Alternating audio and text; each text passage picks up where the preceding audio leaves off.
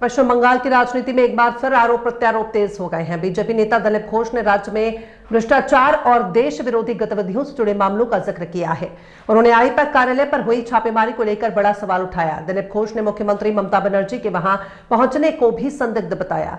उनका कहना है कि इस पूरे मामले में कोई बड़ा राज छिपा हो सकता है। बीजेपी ने इस केस में जल्द सुनवाई और न्याय की मांग की है।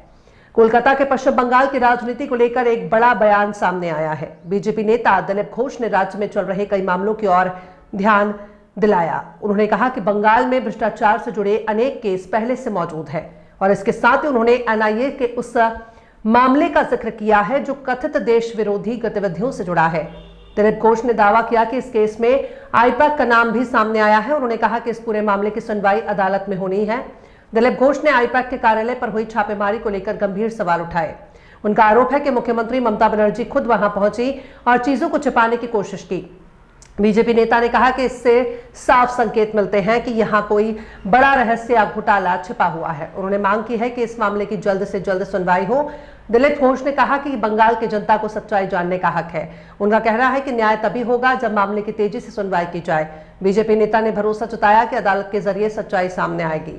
बंगाल की ऐसे कई केसेस है जो भ्रष्टाचार का है, दूसरा एंटी नेशनल एक्टिविटी का एनआईए का केस है और आईपैक भी उसमें जुड़ गया है। केस तो हुआ है, वो कोर्ट में सुनवाई होगी, लेकिन आईपैक का ऑफिस में छापामारी को लेकर ममता बनर्जी जिस प्रकार से वहां कूद गई थी और छुपाने का प्रयास की थी, इससे लग रहा है कि बहुत बड़ा कोई रहस्य वहां घोटाला छुपा हुआ है। तो इसलिए जल्दी से जल्दी इसका और केस का सुनवाई हो करके और उसका न्याय होना चाहिए, जस्टिस होनी चाहिए।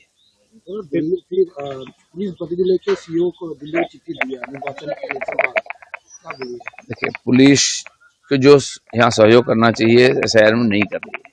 सुप्रीम कोर्ट का आदेश के बाद भी डीजी से एसपी तो किसी का टस के मस नहीं। जिस प्रकार हिंसा हुआ एसआईआर सुनानी में और अभी भी जिस प्रकार डिले हो रही है, जानबूझकर किया जा रहा है और पुलिस का सहयोगिता नहीं है, इसलिए और डिले हो रहा है। इसलिए जितने भी पुलिस ऑफिसर है वो किसी भी दबाव में हो, ये कर्मचारी हैं, उनको करना चाहिए, नहीं तो उनकी व्यवस्था लेना चाहिए उनके खिलाफ। दिल्ली में बैठक चलेगा बैठक। बंगाल की जो क्रिटिकल सिचुएशन है एसआईआर को लेकर, यहाँ की सरकार का असहयोग के कारण यहाँ के कर्मचारी समय पर काम नहीं कर रहे हैं, उसका सहयोग नहीं कर रहे हैं, इसलिए हो रही है। और जब तक एसआईआर कंप्लीट नहीं होगा, चुनाव नहीं होगा, इसलिए चुनाव कमीशन ने पूरा सीरियसली इसको डील कर रही है। लेकिन जब तक यहाँ की स्टेट गवर्नमेंट सहयोग नहीं करेगा, काम पूरा नहीं हो पाएगा। चलो, नया जो माइक्रो ऑब्जर्वर नियुक्त किया गया है, उनका तो ट्रेनिंग होना पड़ेगा 7 दिन के लिए, तो क्या फर्स्ट लिस्ट या फाइनल लिस्ट? अभी तक स्टेट गवर्नमेंट उसका लिस्ट नहीं देती है, फिर ट्रेनिंग कैसे होगा, फिर वो लोग काम कैसे कर पाएंगे। तो इसलिए चुनाव कमीशन पूरा प्रेशर रखा है। कोर्ट ने भी वही बात बोला है, लेकिन ममता बनर्जी नहीं चाहती है कि एसआईआर हो कंप्लीट ठीक ठाक ठीक समय पर हो, तो इसलिए वो जानबूझकर उसमें नॉन कोऑपरेट कर रही है, इसलिए ये प्रॉब्लम खड़ा हो रहा है।